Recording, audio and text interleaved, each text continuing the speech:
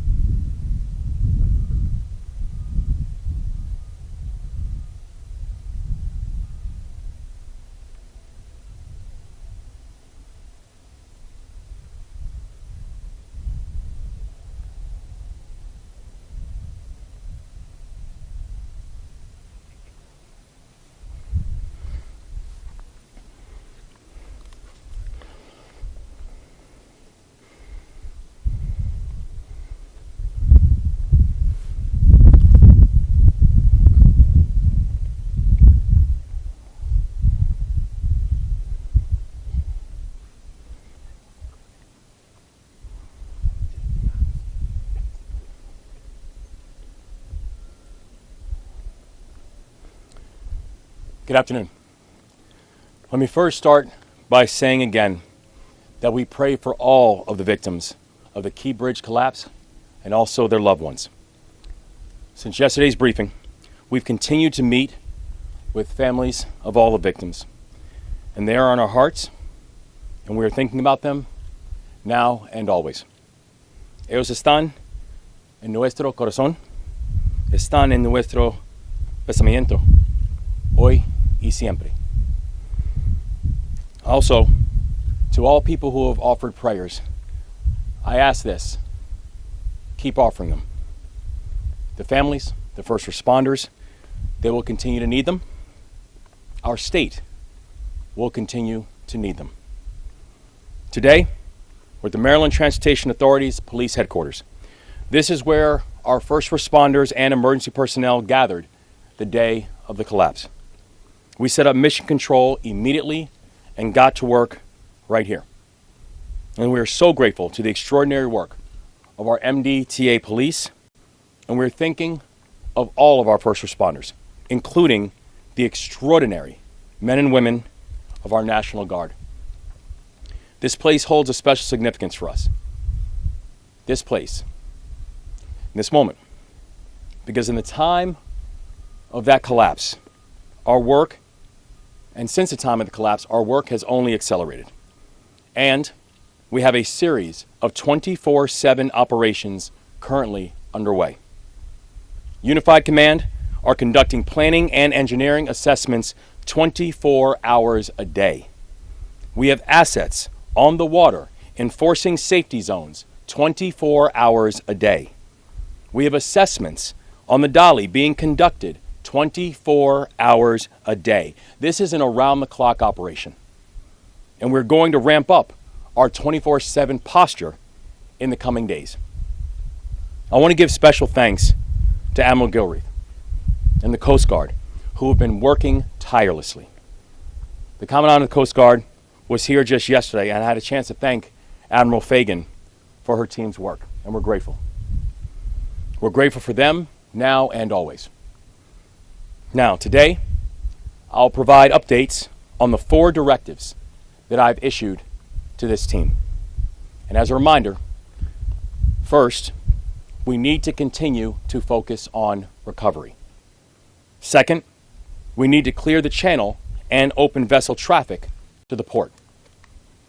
Third, we need to take care of all of the people who have been affected by this crisis. And fourth, we need to, and we will, rebuild the Key Bridge. This morning, I received a briefing from Unified Command, and I've spoken with leaders all across the state, and also leaders from our fellow delegation, leaders from all across the country, and who have been working on this response throughout. So first, on our recovery efforts. As I mentioned yesterday, we need to do more work on clearing the channel in order to move forward. This is a remarkably complex operation, and our focus needs to be on unity of command and unity of effort. Conditions in the water make it unsafe for rescue divers, and we're not just talking about weather and wind. We're talking about debris. We're talking about wreckage.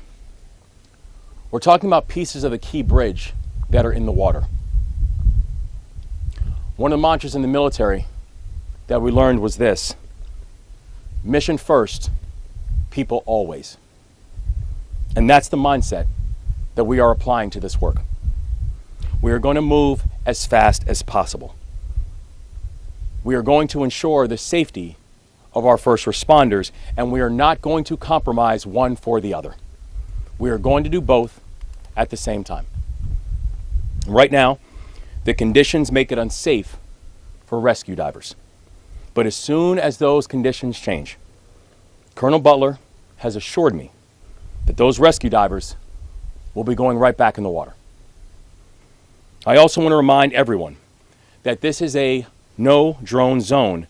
It has been established, and that is throughout the entire airspace surrounding the collapse. This is not a game, and please do not test my seriousness on this. The instructions are simple, and they must be followed.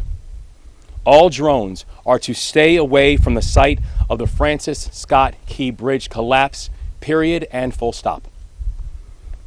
Now, second, on clearing the federal channel and opening vessel traffic to the port. With a salvage operation that is this complex and this unprecedented, you need to be able to plan for every single moment. And this work is going to take time, and we are going to continually assess and reassess this situation. This morning, Unified Command assured me that the hull of the Dolly is damaged but intact. The Army Corps and their partners will begin to move forward with the crane operations today. The north sections of the Key Bridge are going to be cut up and removed. This will eventually allow us to open up a temporary restricted channel that will help us to get more vessels in the water around the site of the collapse. And our friends at Trade Point Atlantic have agreed to help us with the process wreckage from the salvage and operation. And to the team at Trade Point, I want to say thank you again for stepping up. This is going to take time to clear this section of the collapse. It's not going to take hours. It's not going to take days. But once we complete this phase of the work, we can move more tugs and more barges and more boats into the area to accelerate our recovery. As of yesterday, 377 people were actively engaged in response operations in support of Unified Command. And we will continue to marshal people and resources to ensure that we have everything that we need to do this work as safely, as efficiently, and as effectively as possible. Now, I've said this before, I will say it again, and I will continue to say this. This is not just about Maryland. This is about our nation's economy. The port handles more cars and more farm equipment more than any other port inside this country, and at least 8,000 workers on the docks have jobs that have been directly affected by this collapse. Our economy depends on the Port of Baltimore, and the Port of Baltimore depends on vessel traffic. Maryland's economy and Maryland workers rely on us to move quickly, and it's not just Maryland that is being impacted. I'm also talking about the farmer in Kentucky. I'm also talking about the auto worker in Ohio. I'm talking about the restaurant owner in Tennessee. This is impacting all of us. And the nation's economy and the nation's workers are relying on us to move quickly and to move together. Third, taking care of our people. I've said it already. Mission first, people always.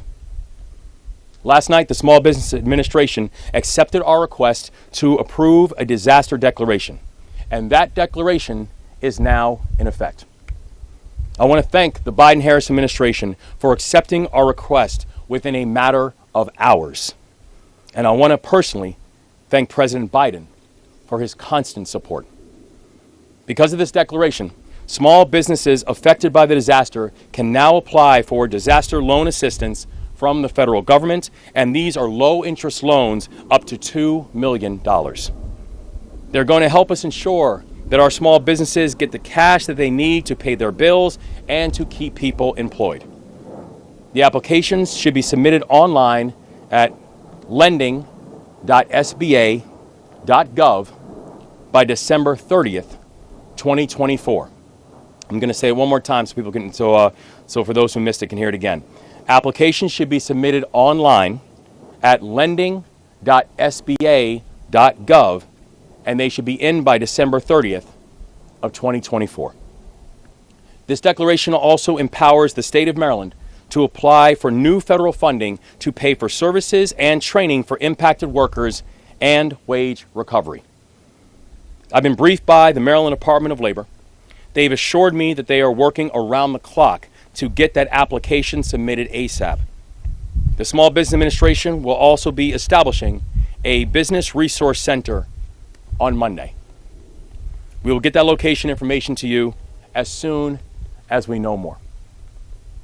Now, fourth, on rebuilding.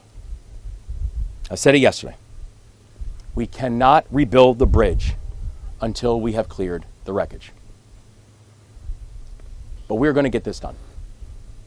We will clear the wreckage, we will move the dolly, and we will rebuild the Francis Scott Key Bridge. We are going to do that because we are Maryland tough and we are Baltimore strong, and you can bet on that.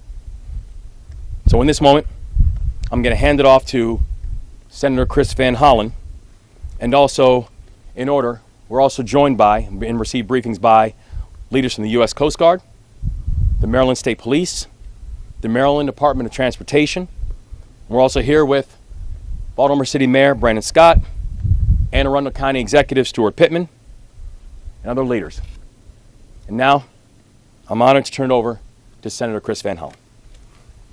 Thank you, Governor. Thank you, Governor.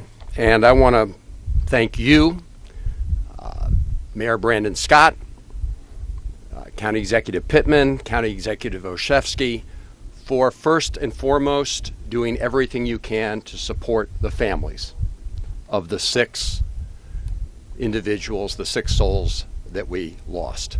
I know all the efforts you're undertaking to make sure they know that the community in our state stands with them. So thank you.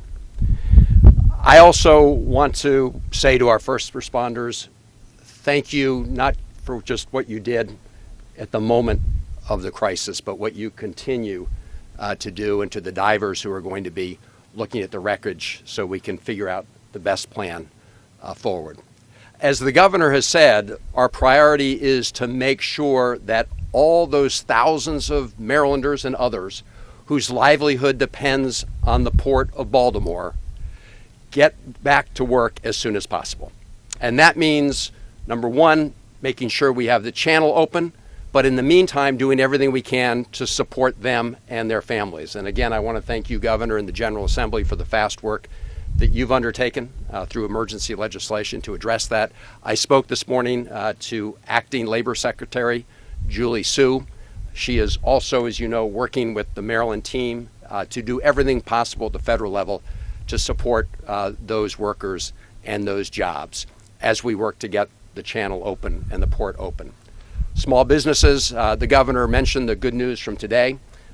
The SBA administrator, Guzman, very quickly reviewed the state's request, and those are emergency low-interest loans that will go to support small businesses, 4% over 30 years, and a grace period during the first year, so small businesses can do everything they can to keep their workers on the job as we work to open the channel. Opening the channel, as you heard from the governor, that is the #1 priority, and I want to thank President Biden and his entire team for being laser focused on helping Baltimore and Maryland in the aftermath of this emergency. We've heard from the Coast Guard, and we're going to hear from them again. I want to thank them. Admiral, it was great to join you and the Commandant of the Coast Guard yesterday to see a close-up view of the site, the bridge, the ship, and everything that we need to do to address it.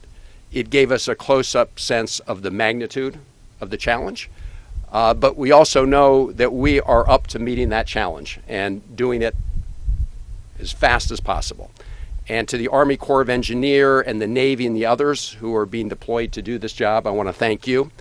And again, thank you to the Biden-Harris administration, because the federal government will cover the total costs of clearing the channel so that we can get those ships moving again and get the port open. On rebuilding the bridge, again, Governor, thank you and your team for such fast work, and thank you to President Biden and his team for such fast action. $60 million is already being made available on a quick basis to make sure that we can address the impact on surrounding traffic patterns from the fact that the bridge has collapsed. And then Maryland has also been deemed eligible. They've been accepted into the emergency program at the federal level that will mean that the federal government will pick up 90% of the costs of that program. And Senator Cardin and I will be working very hard with our delegation, Congressman Mfume and others, to make sure that we make good on President Biden's promise that the federal government will pick up the full costs. And I just also want to say, Ben Cardin could not be here at this moment. He's been here day in, day out. He will be back. We work very closely together with the governor's team on those small business loans. And we're going to be working together to introduce that legislation on behalf of our delegation. This is a great American city. This is a great American port. And I really hope that our colleagues in the Senate and House will come together as Americans to address this crisis as we came together as Americans when we saw previous bridge collapses, for example, in Minneapolis in 2007. This is really a moment for us all to unite. I want to thank again the governor, his team, and everybody here who are part of the executive branch at the federal level and the state level and the local level. We are going to get this done, and we will also make sure that as the NTSB does its work, that if there are funds that will flow because of any liability by any party that contributed to what happened here, if there's liability, those funds will be returned to the federal government to offset any outlays the federal government undertakes in this effort. So we are here again to get this job done, open the port as fast as possible, begin the process of rebuilding the bridge, and you've got the A team here from the federal government, the state government, the city government, county governments to get it done under the quarterbacking of Governor Moore. So thank you, Governor, and we'll turn it back over to you. Thanks. All right, thank you. Good afternoon. I'm Rear Admiral Shannon Gilreath. Governor, Senator, I'd like to thank you for your kind words about this response so far. And I want to emphasize that this is a team effort. It's not just the Coast Guard. We are part of this community. We are heavily invested in this, but it is a team effort made up of a number of federal partners, including the United States Navy Supervisor of Salvage, the Army Corps of Engineers, and other federal agencies and partners. And there are a tremendous number of state and local officials and agencies that are helping us. And you see some of them to my left. They are a huge part of this unified command in making this go and work. And I also want to thank the community at large for your amazing support that you've given us. We feel the love that's coming from this community and this city and this state. So thank you so much for that. And please continue your prayers for the families of the people that were impacted by this. I want to give you a very brief update on some of the things that are happening in the Unified Command. Our number one priority remains reopening the Port of Baltimore. And to do that, we've got to clear that deep draft channel. And so I've talked about our phases. We're going to continue with that, reopening the deep draft channel and remove that debris. We're going to then remove the ship, and then we're going to also continue to remove debris from the bridge across the waterway. Now, those efforts are ongoing. We're continuing to bring in the resources for that. We are continuing to do diving just for the purposes of evaluating how we can actually potentially cut up portions of the bridge, how we can rig for future lifts with the cranes, and how we can figure out exactly how to do this as safely as possible so that we can get that channel reopened. And we're working really, really hard on that to get that done with the smartest engineers we have, and they are really working hard on that. And so I'm fortunate to say that we don't have to do all of those in the exact same order. It doesn't have to go linearly. It can go simultaneously. And we are working really hard in that regard. And so I'm really proud to announce that the governor said we're going to conduct our first lift today on a piece of a portion of the bridge just north of that deep draft shipping channel. And we will continue planning efforts for once we get that cleared to open that up for tug and barge traffic to come into the Port of Baltimore. But that's going to take some more time, and this is a step in that process. Much like when you run a marathon, you've got to take the first few steps. Where we're taking those first few steps, and we're continuing to get the resources in that will propel us to the finish line. But we're working to get there as fast as we can. We're going to open it as soon as possible, and we're going to continue to do it safely.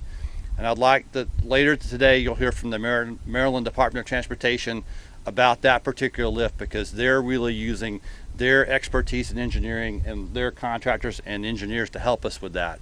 So I'd like for them to speak more about that. But Governor, thank you very much for your continued support of this unified command. It truly is a partnership, and it's a privilege to get to work here. Thank you, sir. Thanks, Al. Good afternoon. I'm Colonel Butler of the Maryland State Police. The Maryland State Police continue to be an active part of the Unified Command. As Governor Moore mentioned, the brave members of our underwater rescue teams remain on standby.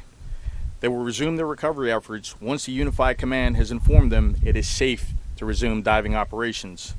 Again, as Governor Moore stressed just moments ago, we are reminding the public that the Federal Aviation Administration has implemented a temporary flight restriction following the bridge collapse.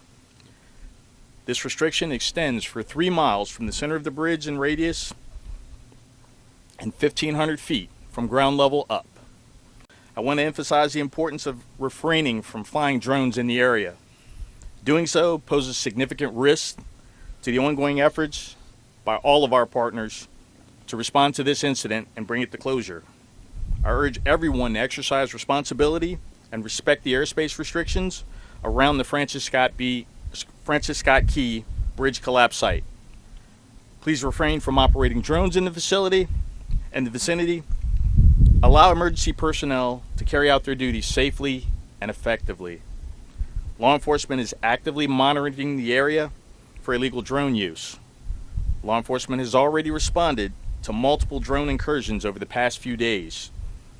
There is a zero-tolerance policy regarding any drone anywhere within the no-drone zone established by the FAA. Anyone who attempts to fly a drone in any prohibited manner in the area is subject to arrest, prosecution, and/or fines. In addition, we know that this tragedy has far-reaching implications that will affect the daily lives of Marylanders for the foreseeable future. I want to assure the public that the Maryland State Police, the Maryland Transportation Authority Police, and all of our law enforcement partners are working together with the Maryland Department of Transportation to mitigate the impact of this incident on traffic safety. As always, our troopers are actively monitoring road conditions, directing traffic, and enforcing safety regulations to prevent crashes and minimize delays. We're asking all motorists, now more than ever, exercise both caution and patience as we navigate through this challenging period. Please adhere to the posted speed limits, avoid distractions while driving, and never drive impaired. Also, please continue to remember the move over law for first responders, tow truck operators, work crews, and any motorists who may have become disabled on the side of the road. We understand that this situation may cause inconvenience. However, your safety is our top priority. Thank you.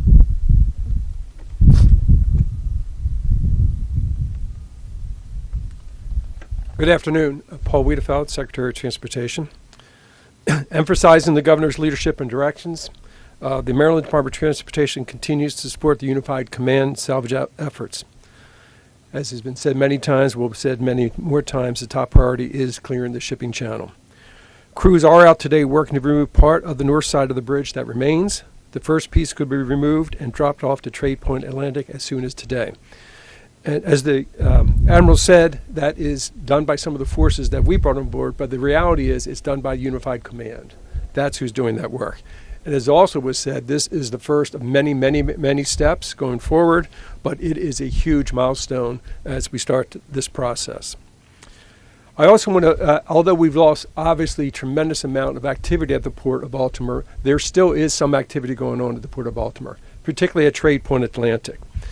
Trade Point Atlantic continues to move auto vehicles and put them into their processing center. We're also working with Trade Point Atlantic to offload auto vehicles at their Sparrows Point facility and move them to processing areas where workers can get them ready for dealerships. This is all about bringing people back to work. I also wanted to stress that the port's distribution operations continue, including cargo that comes in by truck and rail. And we will continue to explore other opportunities, again, to bring labor back to the Port of Baltimore. Turning to traffic, our highway system, we continue to monitor the traffic conditions and any changes that are impacting the system as a whole. As I previously mentioned, we are seeing increased traffic throughout Fort McHenry and the Baltimore Harbor tunnels. That being said, so far, we have not seen any significant additional delays. We do have a special team focused just on traffic issues, as was mentioned by the superintendent. And yesterday, our team held a working session with Baltimore City, Baltimore County, and Anne Arundel County to deal with specific issues, immediate specific issues, but also think long-term about some of the issues we may be facing. We also are working with our partners at the Baltimore Metropolitan Council. And we're doing that because they have traffic data and modeling capabilities, again, will help us plan movement throughout the region. Rebuilding the bridge. Our efforts to rebuild the Francis Scott Key Bridge, we're working closely with our particularly our Federal Highway Administration partners. The $60 million that we did receive from them are being used today as we start to remove some of the structure there, and they'll continue to help us with some of the traffic mitigations. We're also working with them at the same time to think through how do we fund, how do we design, how do we deliver the new Francis Scott Key Bridge. In closing, as many gather for the holiday weekend, my thoughts, our thoughts, the department's thoughts continue to be with the families of the contractors we lost. I appreciate the quick action of the first responders, including the Maryland Transportation Authority's police officers who were first on the scene. Their action saves lives. This holiday weekend, I urge everyone to be safe on the roads, slow down, put the phone away, and allow for extra time to reach your destination. Your family is counting on you to return safely. Thank you, and Mayor Scott.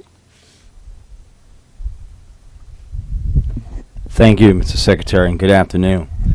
I'll begin the way I've begun every one of these this week, with prayers for those who we've lost in this tragedy and with those who are bracing for the impacts that our city and our state will confront over the coming weeks and months. As thousands upon thousands of Baltimoreans gather this Easter weekend, I know that this tragedy, these families, and the journey to recovery that our city, our state, and our country are on together will be in everyone's hearts and minds. I want to extend my continued thanks to those at the Unified Command, the Coast Guard, State Police, all local and state agencies, and now civilian Salvage operators who continue to work around the clock, as you've heard today.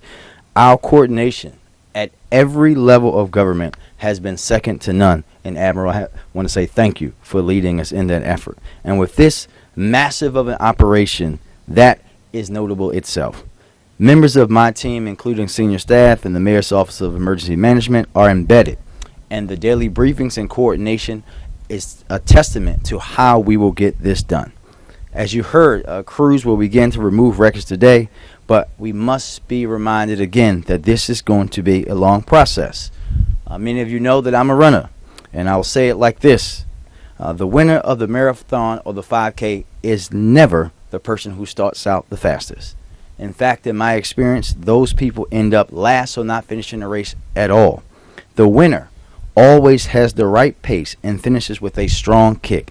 That will be all of us when we celebrate the reopening of the channel and the reopening of the bridge in the future. We will all be exhausted, but it will be worth it because we will have achieved our goals the right way and together. Doing it that way is going to make the process smoother and faster in the long run, and that's our ultimate goal. We're engaging with our state and federal partners, offering resources and bringing together business and labor communities as we look towards the long-term impacts this will have. And as the salvage operation continues, we are never going to lose sight of the human aspect of this crisis. Myself and my team will remain focused on ensuring no one forgets one of our critical priorities has to and will continue to be bringing home the remaining missing workers so we can bring closures to their families. I know everyone shares that priority, and together we will continue to wrap our arm around these families and our community who is still reeling. I remain grateful for every single person who has put out an ounce of energy to this response, from the first responders to those represented here to those who are working 24/7 on this issue. Thank you. It means everything to us, to those families, to our city, and to our state. The outpouring of love and support has been breathtaking and showcases the best that we have to offer. And you're showing of the world what Baltimore means to you. Thank you. And now I turn it over to my partner, County Executive Pittman.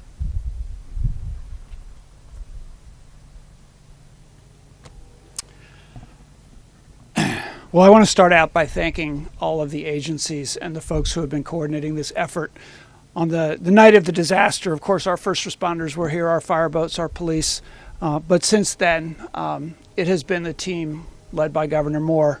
And I've been really watching and listening at these daily briefings. And this governor is asking all the right questions, knows how to listen, and allowing folks to do their jobs. And I know that there's always the possibility of friction when so many levels of government are working together.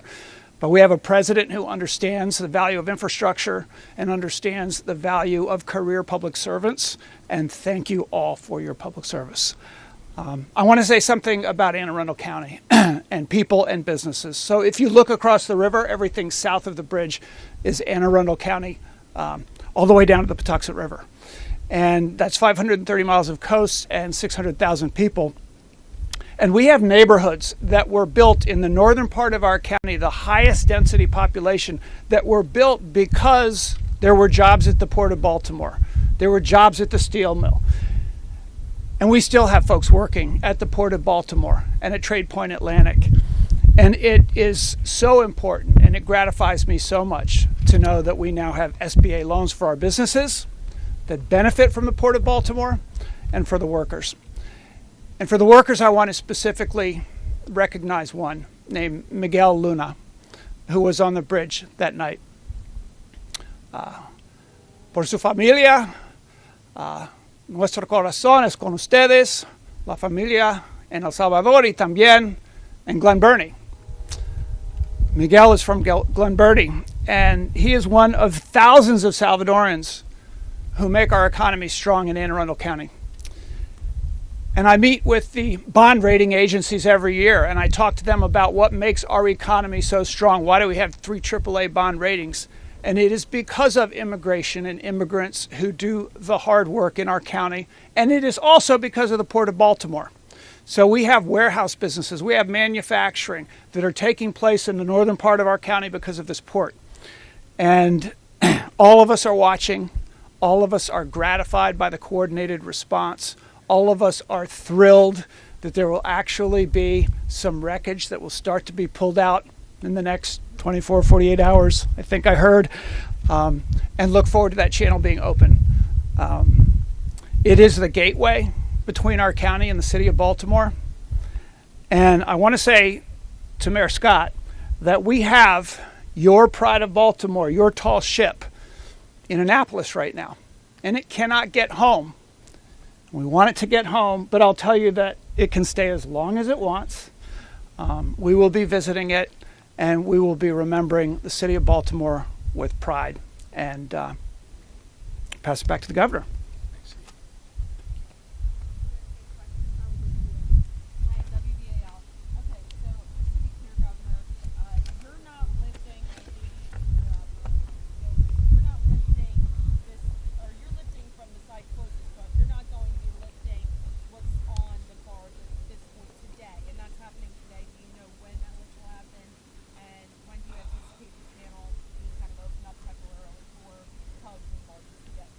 That's correct. So what is going to happen today is not going to be the piece that's on the boat that is on the dolly currently. And the answer of when is that piece going to be lifted, we just do not have enough information.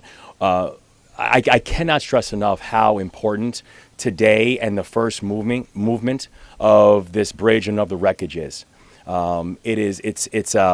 This is going to be a remarkably complicated process that's even going to take place to this day. And even after that initial lift takes place, there still needs to be an understanding of what forms of adjustments have happened. How has lifting that one piece and begin the removal process, how does that impact the remainder of the bridge that still sits inside of the bay? And so we still do not yet have a timeline as to when we can actually begin lifting pieces off of the dolly, but we know that today is a remarkably important moment, but one that still is going to take further evaluation as to what type of impact that's going to have on the remainder of the mission.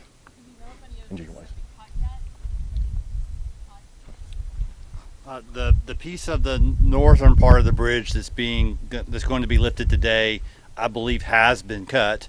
I'm not physically on scene at the moment, so I can't tell you where they are in the stage of the actual lifting, but it is scheduled to be lifted today, as the governor said. Thank you. I have a question for Senator Van Hollen, and then I think the other one is for Senator First, there's been a lot of pushback from Republicans on whether or not the full federal funding will come to bear for this bridge. And I'm wondering what you can do about that. And then for any executive shipment, we've been hearing some reports that some debris has been washing up in areas like Riviera Beach, and I'm wondering if you can confirm that or tell us a little bit more about that. Well, let me start with your question about people from both sides of the aisle in Congress coming together to address this emergency. I have heard from my colleagues, Republican colleagues in the Senate. I know that Congressman Mfume has heard from Republican colleagues in the House. Now we're going to just have to come together and get this job done on behalf of the country. As the governor has stressed, the Port of Baltimore impacts the entire country, and as we've all stressed, the entire purpose of the Emergency Relief Fund is to make sure that the federal government picks up the lion's share when you have these kind of emergencies. And as the president has said, and as we did as a country back in 2007 when the bridge in Minneapolis collapsed, people came together very quickly on a bipartisan basis to make sure that we acted as Americans to help a great city then, and we need to come together as Americans to help the great city of Baltimore now.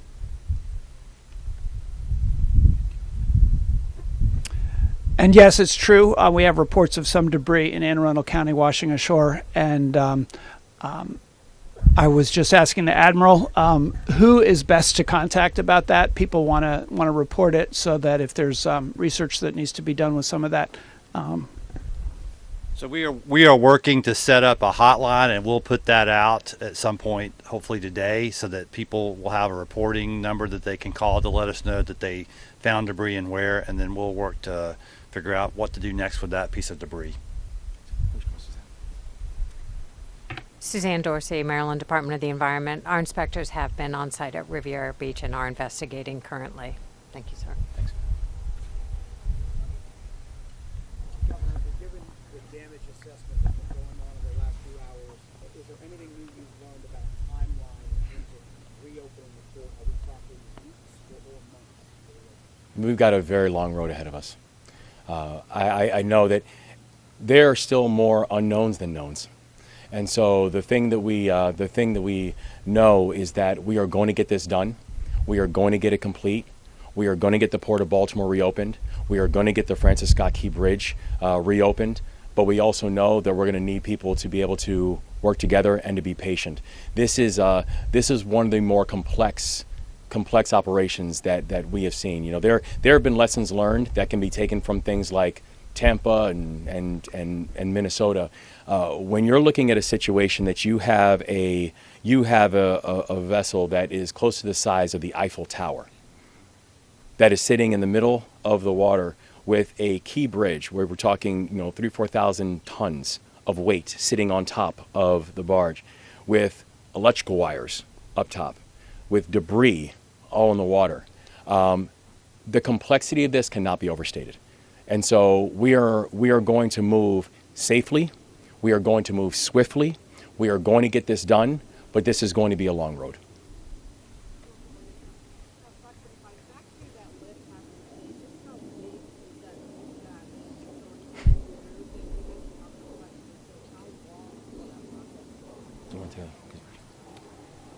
I don't have the exact dimensions of that piece. It's going to be a top section of the bridge that they could get to, and they're going to cut it into a size that they can manage with the crane that they have to lift it. The crane, I believe, is a 160-ton lift crane, and so that's still a significant weight to do that. I think that's what I'm. It's going to take the day to do it.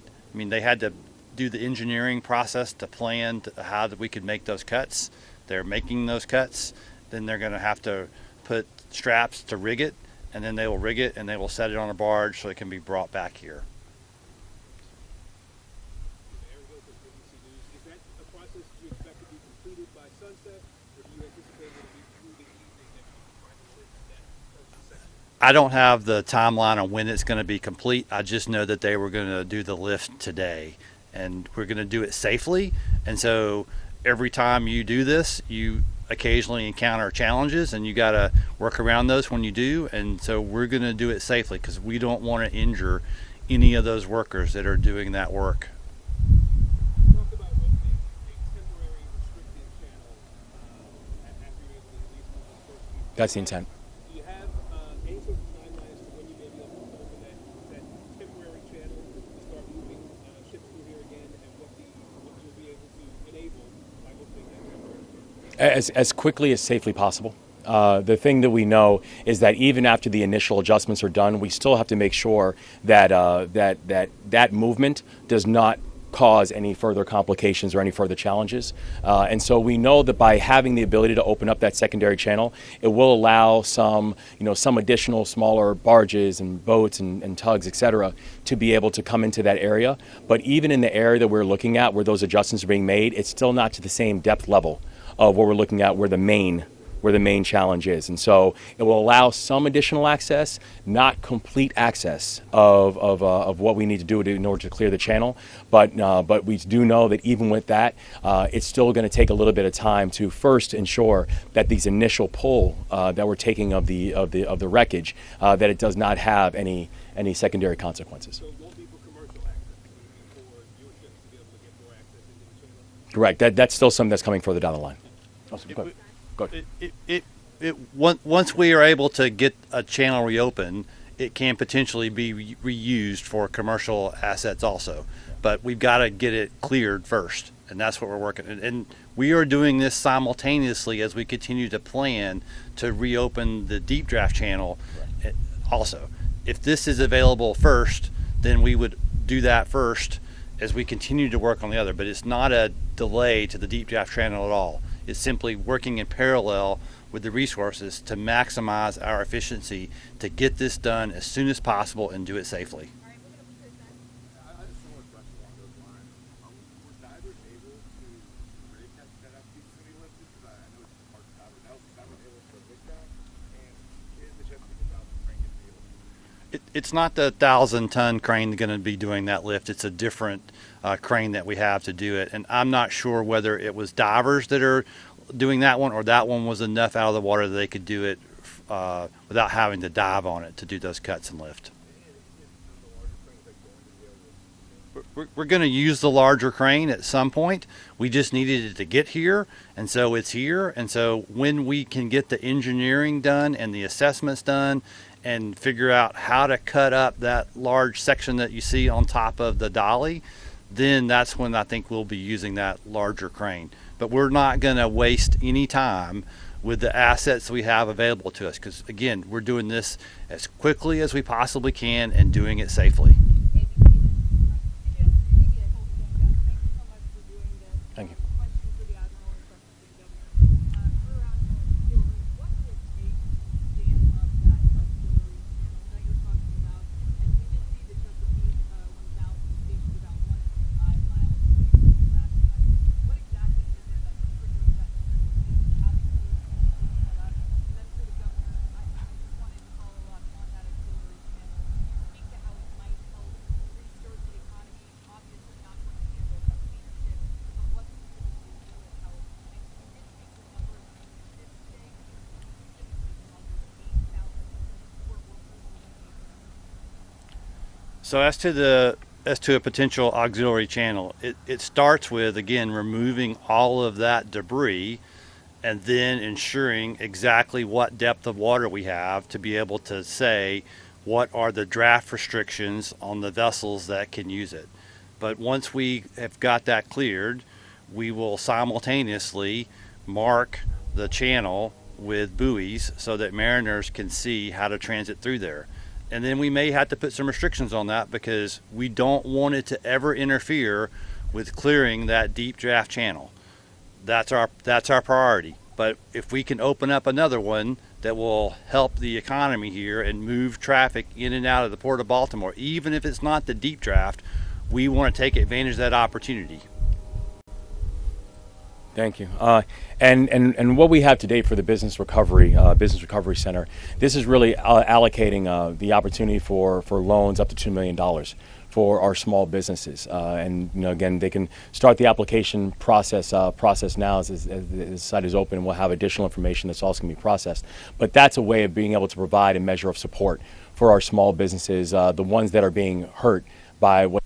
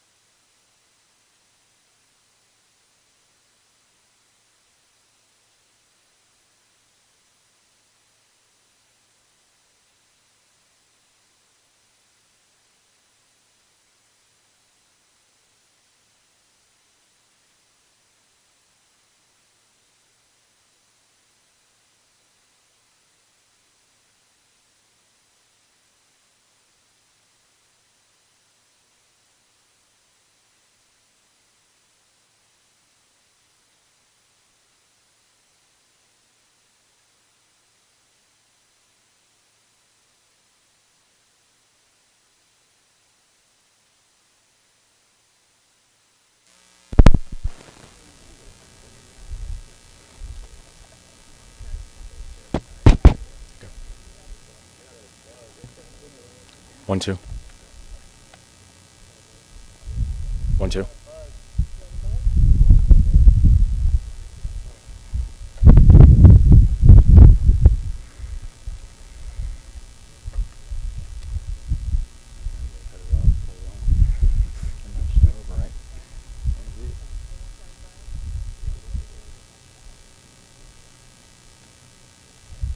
Thanks for the patience, guys.